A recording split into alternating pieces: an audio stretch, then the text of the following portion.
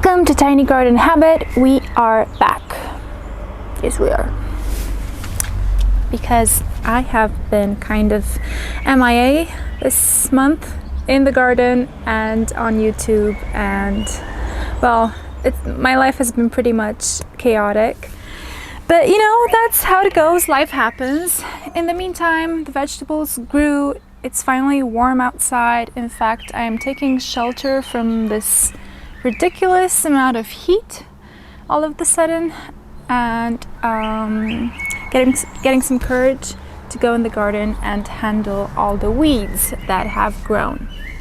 So today's video is going to be all about weeding, all about keeping on top of weeds in a small garden, and ideally how to make it as low maintenance as possible, how to make it as weed free as possible.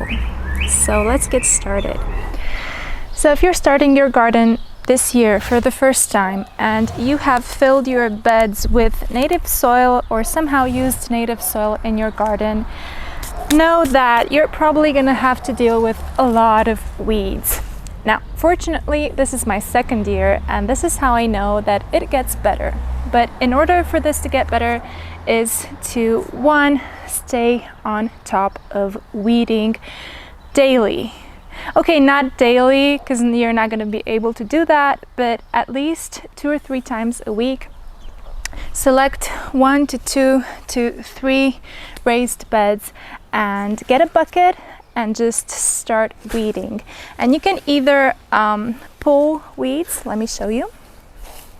So we have some potatoes here that I have never weeded, and we have some weeds here.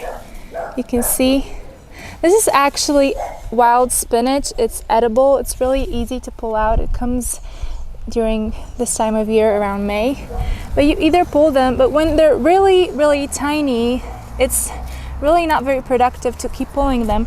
So you can be using a hand tool like this Dutch hoe, and you just go.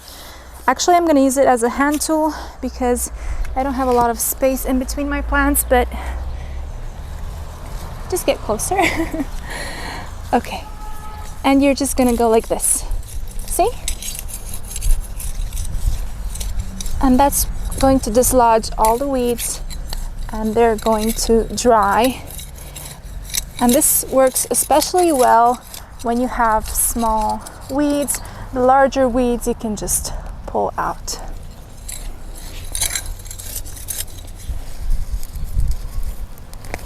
And you put them in your bucket and you throw them in the compost. And last year I would get 1 bucket from 1 or 2 beds, and this year I got 1 bucket from this entire garden.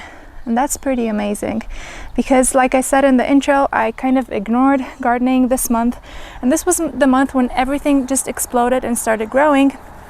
And last year the weeds started growing as well, but this year, because I kept pulling them and I didn't let them grow to flower, then they didn't invade my garden.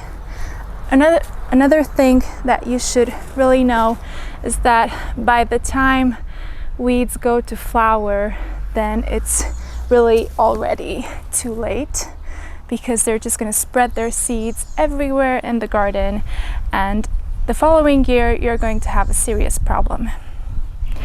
Tip number 2 when it comes to staying on top of weeds is mulching, and that's both mulching your raised beds and mulching your paths and mulching your bushes and flowers and all that. So basically, don't leave any soil bare, because soil doesn't like that. It gets eroded and weeds grow. So what we have here is actually, it looks like soil, but it's not soil. It's actually 10 centimeters of compost. This is well-rotted horse manure and mushroom compost, and it's weed free because the composting process killed all the weeds. And this made my life easier because, 1, I don't have to weed it as much, 2, it keeps the moisture in, and 3, it keeps the weeds away. Another example of mulching that I can show you is obviously our garden paths. So You saw, if you didn't, I'm going to link it below, the episode with the sawdust path mulching method. And also over there by the berry bushes, let's check it out. We have some wood chips. I didn't buy wood chips for the entire garden because it's kind of expensive here and I couldn't afford every path to be wood chips. But we have like this much wood chips in here and it's keeping the weeds away for now. I did some weeding this morning, so it's not entirely weed free with wood chips, but it does help a lot. I can show you another part of the garden where we're going to apply some wood chips right here. And you can see there's tons of tiny weeds that I'm not going to pull individually. I'm going to grab the Dutch hoe and do that sliding motion, and that's going to get rid of the weeds before we add the wood chips. And finally, tip number 3 is plant density. If you ignore the package requirements on any seed packet and plant your crops very closely together, like these beets are multi-sown. They're 3 to 4 in one clump. We have a tiny beet here. And you see that their foliage creates some sort of canopy that doesn't allow weeds to grow through. We have some weeds here and there, like this one here, and we have some larger weeds. I pulled them, but they're camouflaging themselves as beets. Did you see any? Point it out to me. Oh yes, my trusty assistant got a weed. Exactly. So this one, see? This one looks like a beet, but it's not a beet. See how well it camouflages? And it's kind of easy to miss because of that. But other than that, you can see that the soil is nice and clean and it doesn't have that many weeds. See, that's a huge one. I actually missed this one. Yeah, so tip number 3 is plant your beets very close together, but you can do the same thing with radishes, with salads, and I'm gonna show you that in just a second.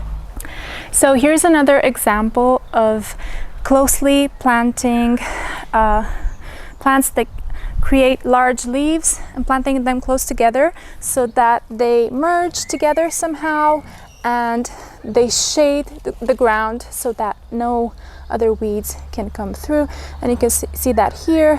You can see that with those red lettuces, with the mustards and the arugulas. Another way of planting plants close together is with interplanting. This means planting low plants that have shallow roots with tall plants such as garlic, onions, and other crops like that.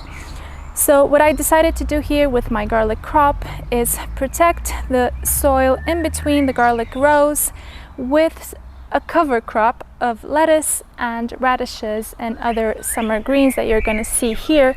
And I did this because by July, by the time that garlic grows and matures, these crops are going to be shading the ground and they're going to be ready to eat as well. So win-win, I don't have to weed, we're going to have some extra food to eat, and the ground is going to be ready for harvest by July.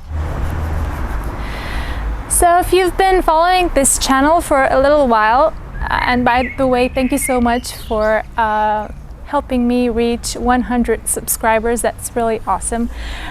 You are probably wondering what is up in the background with all the wood posts, like tree-like wood posts growing out of my garden. It's actually going to be a new trellising system because with the garden being so small, I am doing my best to leverage all the vertical space. But more on that and a fresh new garden tour in the beginning of June or maybe the end of this month, because I have a lot to talk about productivity methods in a small garden. Until then, thank you so much for being here. Hope you enjoyed these tips on being as efficient as possible with weeds in your garden, and I'll see you in the next video.